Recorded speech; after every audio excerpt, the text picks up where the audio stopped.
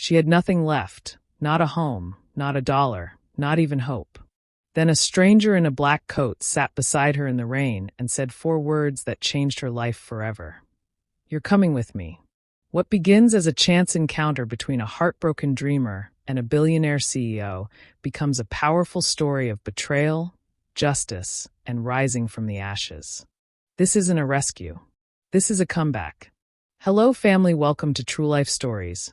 Please subscribe and leave a like for us. It means the world to us. Also share this video to your friends and loved ones and turn on post notifications so you don't miss future videos from us. Thank you as you do so. Sit back and relax as we dive into the story.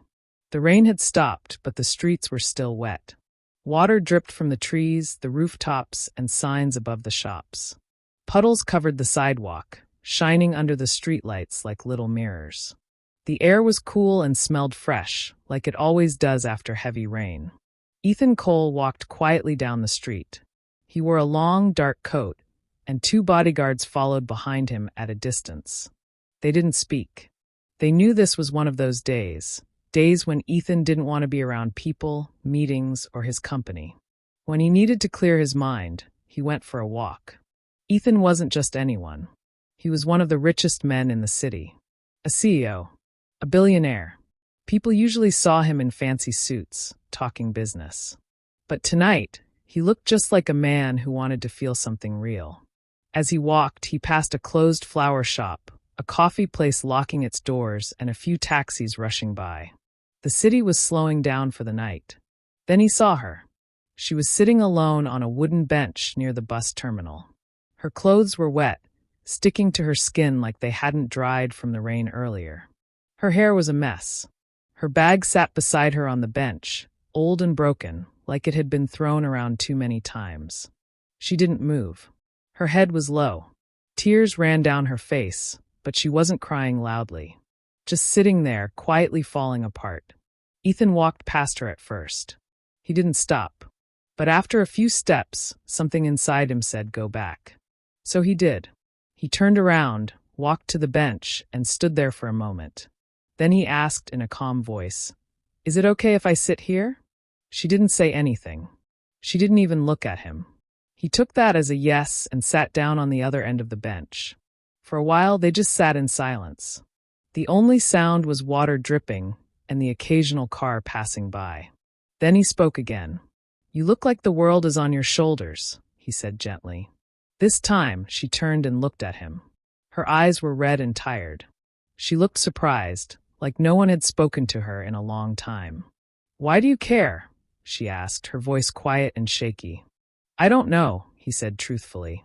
"But I care enough to sit with you right now." She looked away. Her hands were shaking a little. She didn't say anything for a while.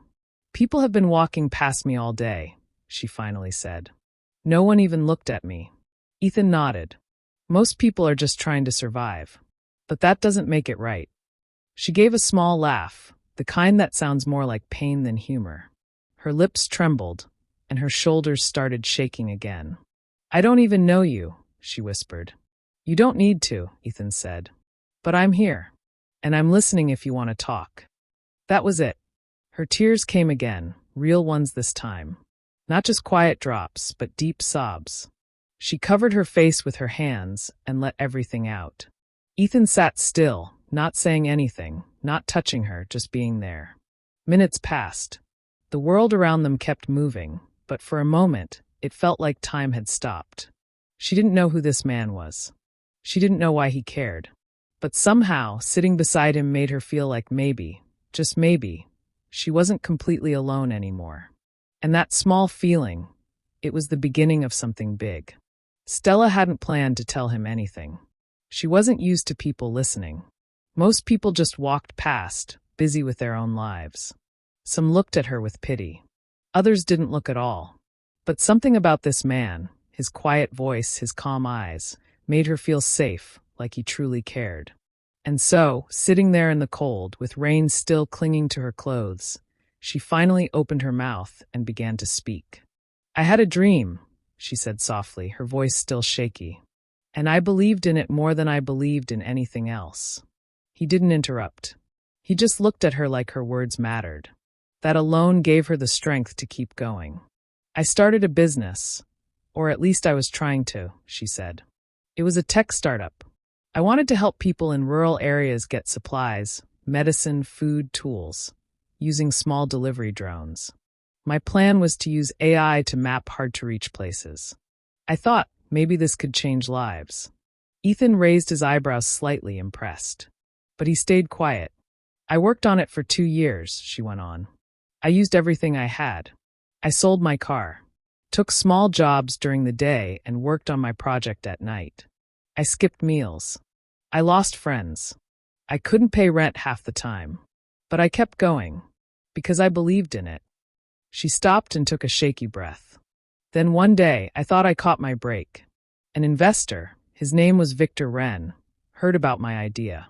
He asked to meet. Said it sounded promising. She looked down at her hands, now resting in her lap. They were still trembling. He was so kind at first. He smiled a lot. He said my idea was smart, that it could be huge. He asked to see everything. My plans. My maps. My code. My drone designs. I was nervous, but I thought, this is it. He's going to help me. Ethan frowned slightly, already sensing where this was going. I gave him everything. I trusted him, Stella said, her voice hardening.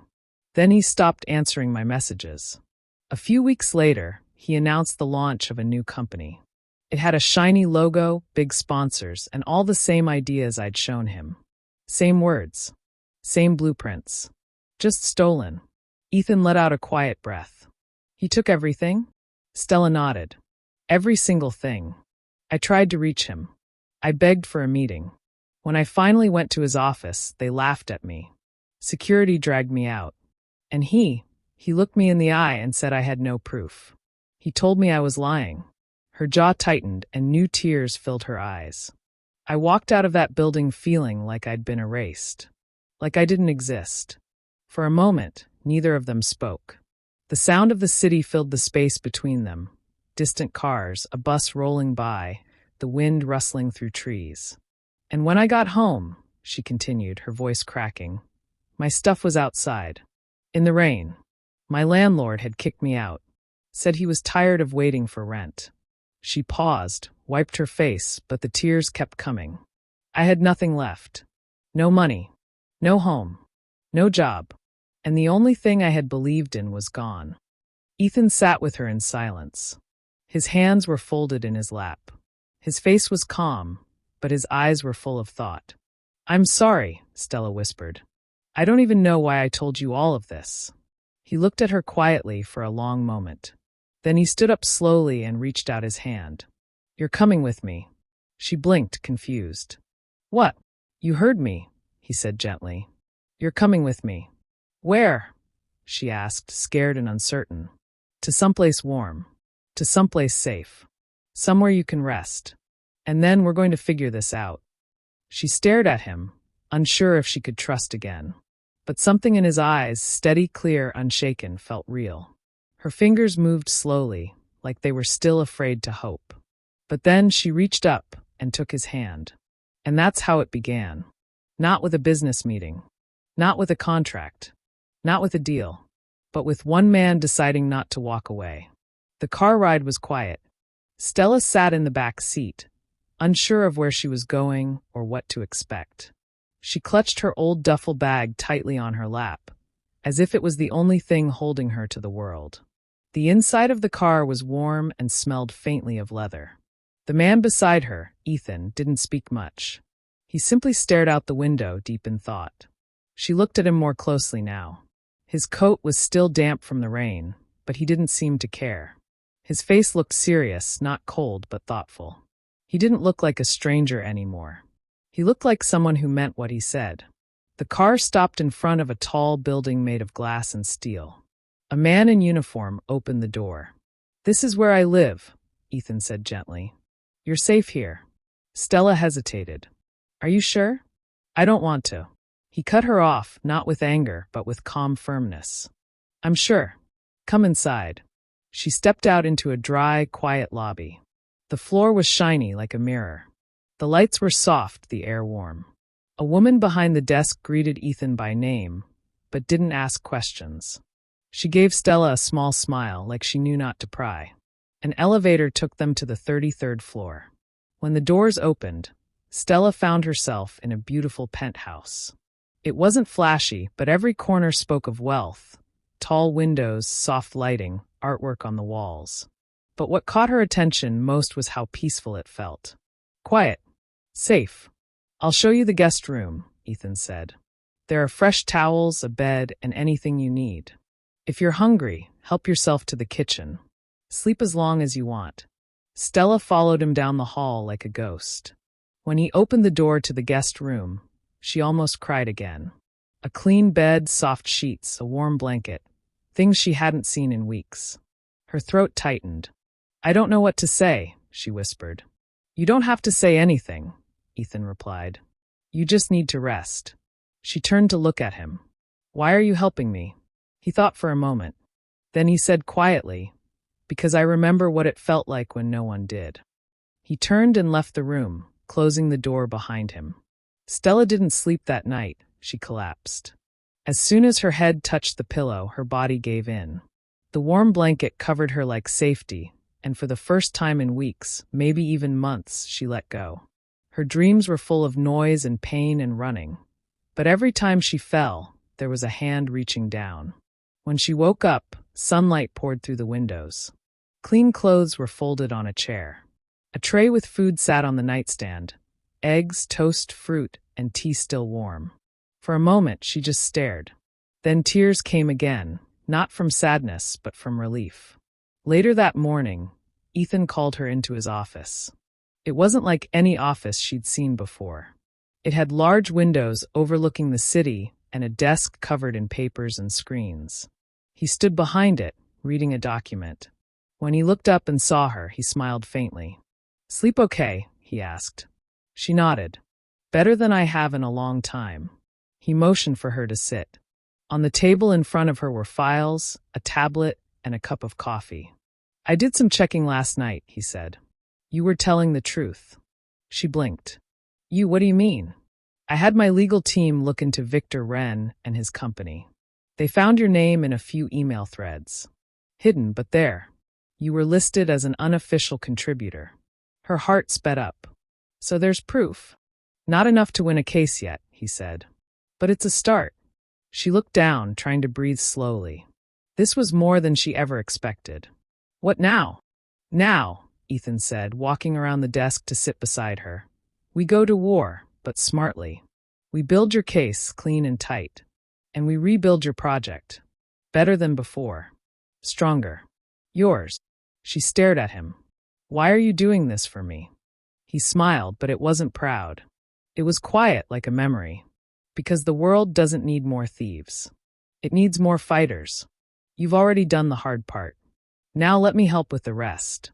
Stella nodded slowly. A part of her still didn't believe this was real. But something inside her, something tired but alive, whispered, "Try again." And so, in a glass tower high above the city, a woman who had lost everything sat at a table with one of the richest men in the world. Not as a beggar, but as a partner. The storm wasn't over. But now, she wasn't facing it alone. The office they gave her was on the 21st floor of one of Ethan's buildings. Not too big, not too small, but bright, clean, and quiet. It had large windows that looked out over the city, a smooth desk, a brand new laptop, and a little coffee machine in the corner. To Stella, it felt like a new world. She stood there for a while that first morning, just looking around. Her hands were still rough from weeks on the streets. Her shoes were worn. Her heart was full of fear. But for the first time in a long time, her name was on the door. Stella Daniels, Research and Development. It wasn't a dream. She was starting again. Ethan didn't just give her a place to work. He gave her a guide. Her name was Julia Moreno, a woman in her mid-40s, smart, confident, with sharp eyes and kind hands. She had helped build part of Ethan's tech empire, and now she was being asked to help someone who had nothing but an idea. Julia walked into Stella's office with a soft smile and a stack of folders. "You've got fight in you," she said without a greeting. "Good. You'll need it." Stella blinked, unsure how to respond. Julia sat down across from her and placed the folders on the desk. These are reports on Skirich, Victor's company. And these, she pointed to a second stack, are your old notes. Ethan's team recovered everything from your cloud backups. Some of it was hard to trace, but it's here. Stella reached out slowly, touching the pages with shaky fingers. Her handwriting, her diagrams, her thoughts. I thought I lost this forever, she whispered. You didn't, Julia said firmly. You were robbed. But now you take it back. Stella looked at her, surprised by the strength in her words. You believe me? She asked. Julia leaned forward. I've worked for Ethan Cole for 10 years. He doesn't help liars. He saw something in you. So now I do too. Let's build. The days that followed were hard, but they were good. Stella worked day and night, sometimes forgetting to eat, sometimes waking up with ideas in the middle of the night. But this time, she wasn't alone. Julia helped shape her plans, challenge her weaknesses, and protect her from making the same mistakes again. She rewrote her code. Smarter, cleaner.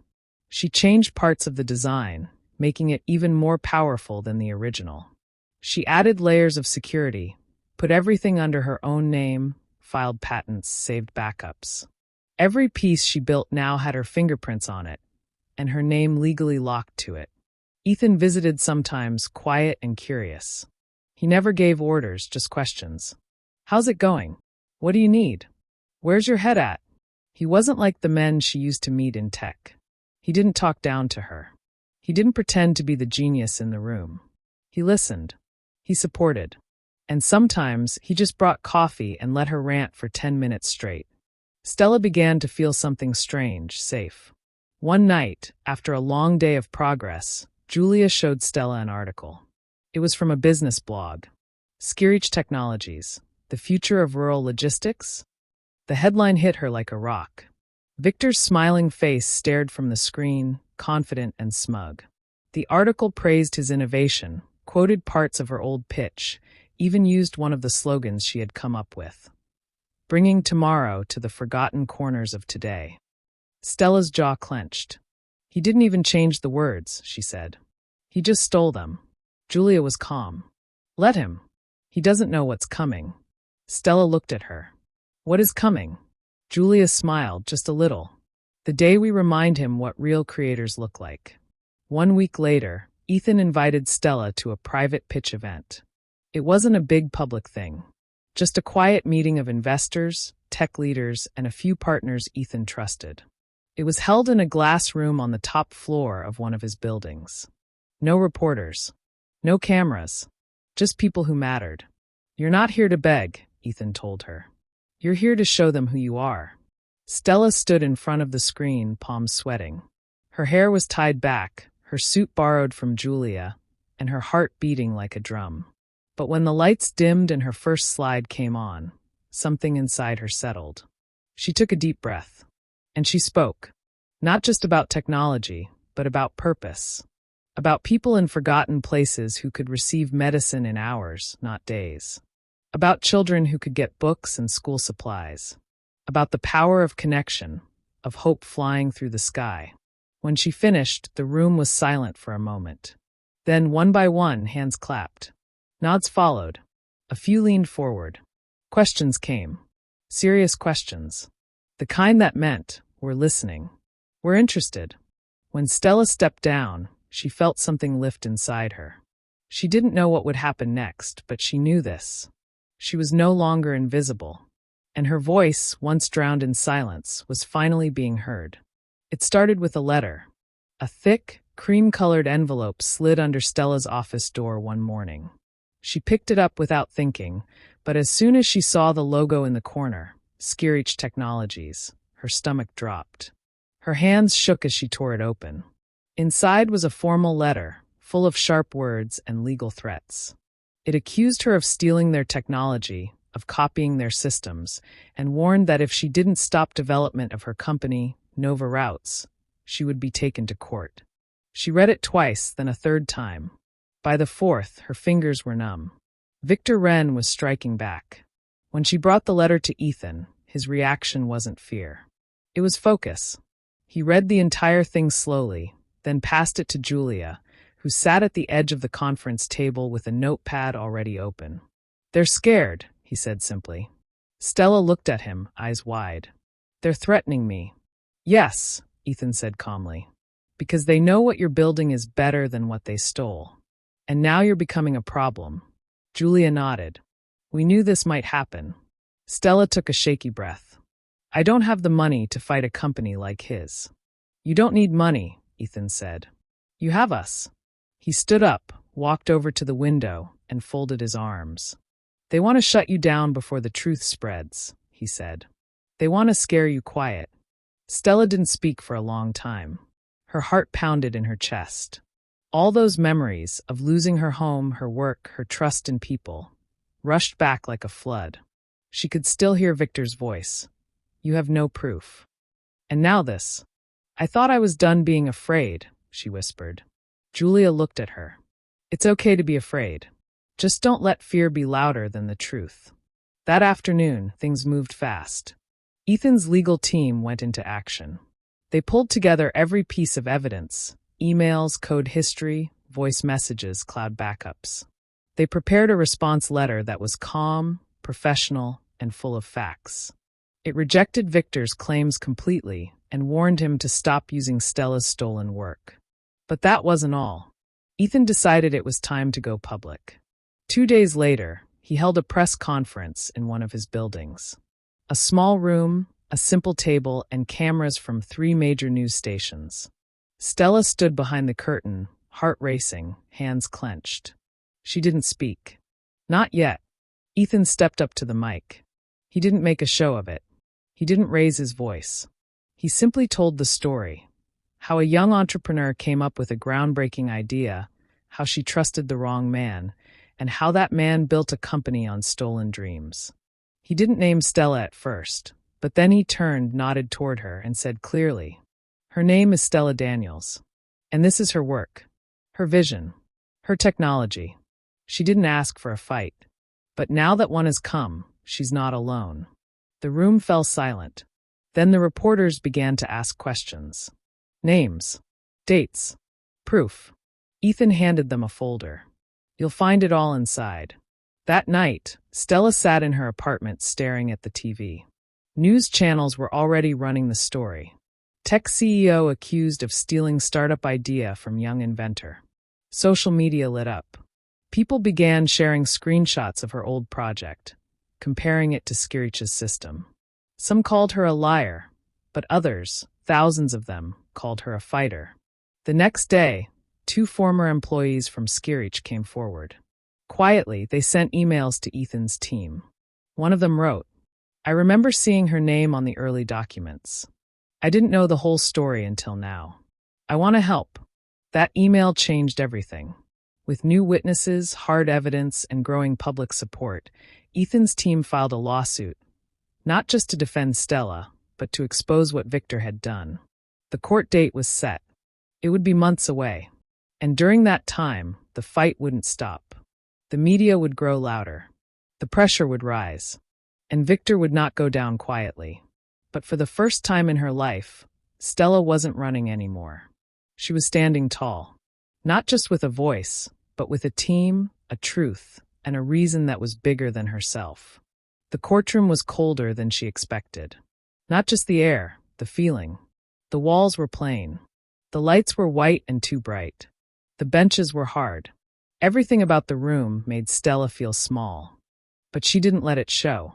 She stood in the hallway outside, dressed in a navy blue suit Julia helped her pick out. Her hair was pulled back.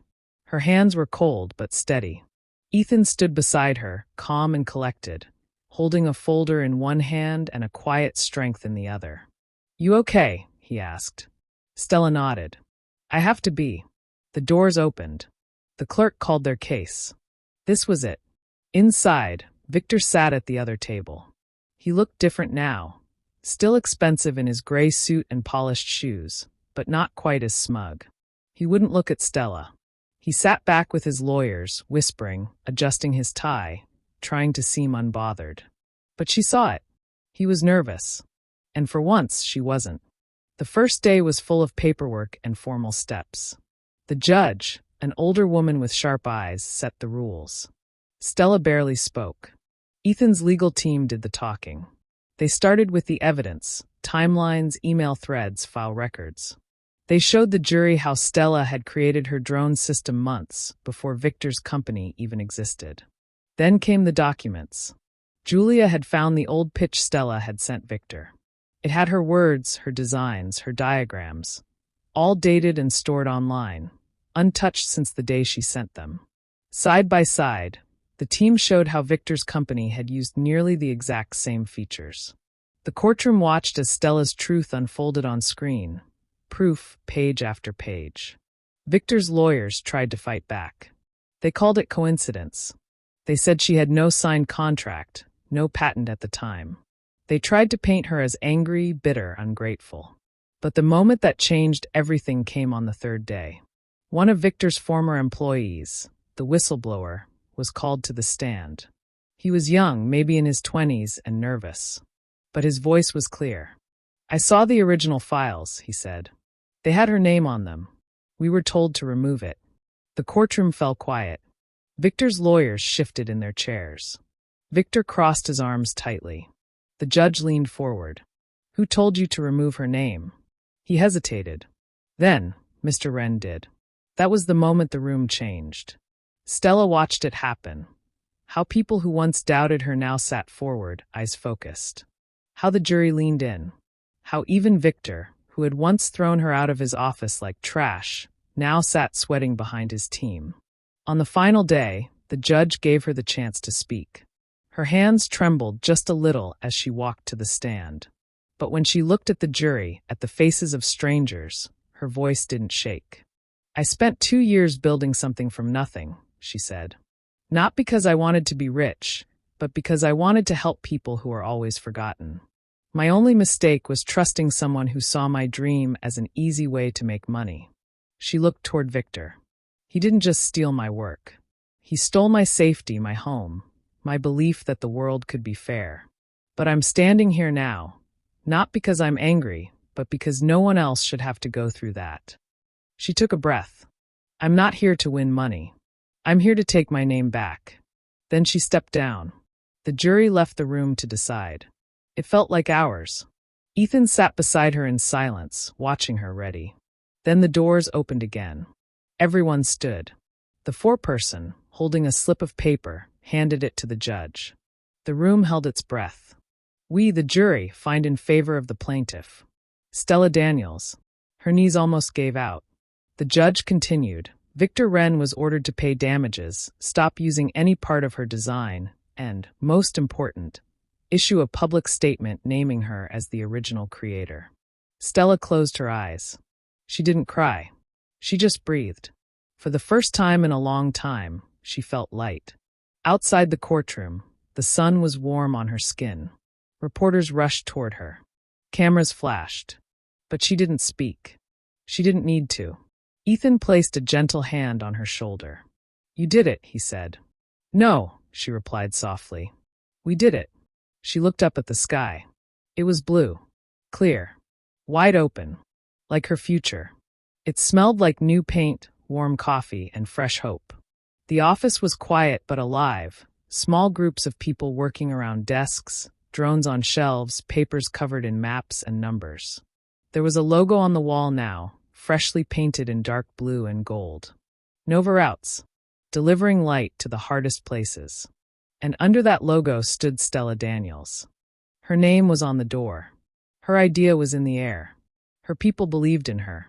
And for the first time, so did she. The day started with a team meeting. She walked into the glass-walled conference room to the sound of quiet greetings and smiles. Her staff, 7 now, looked at her like a real leader. Not because she was rich, not because she won the lawsuit, but because she never gave up. "I want today to be about the mission," she said, standing at the front. "We're not just building tech. We're building trust. What we send into the sky touches real lives on the ground." They nodded. One of the engineers smiled. A young woman took notes quickly, eager not to miss a word. Stella paused. Her voice softened. There were nights I didn't know where I'd sleep. Days I didn't eat. I almost let this dream die. But we're here now. And I want you to know, this place exists because people believed in something before they could see it. The room clapped. Not loud, not forced, just honest. A few days later, Stella gave her first public keynote. It was at a small tech conference, nothing huge, but enough to draw reporters and young dreamers from all over the country. The stage lights were warm on her face, but she didn't sweat. She stood in a simple black dress, a single bracelet on her wrist, a gift from Julia, and a small gold pin on her chest, the Nova logo. She looked out into the crowd.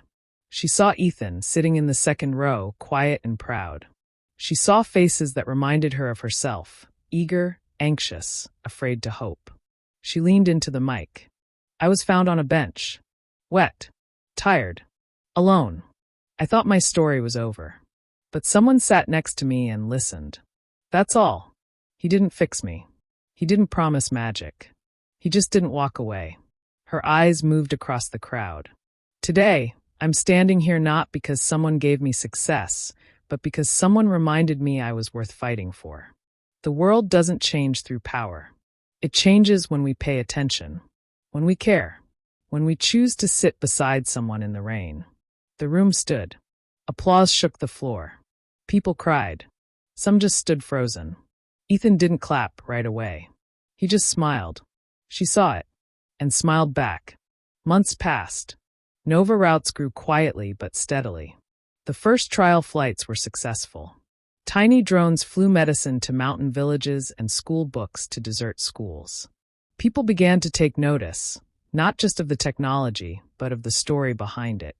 Reporters stopped calling her the girl who got robbed. Now they called her founder, leader, CEO. On a quiet afternoon, Stella sat in her office alone. Rain tapped gently on the window.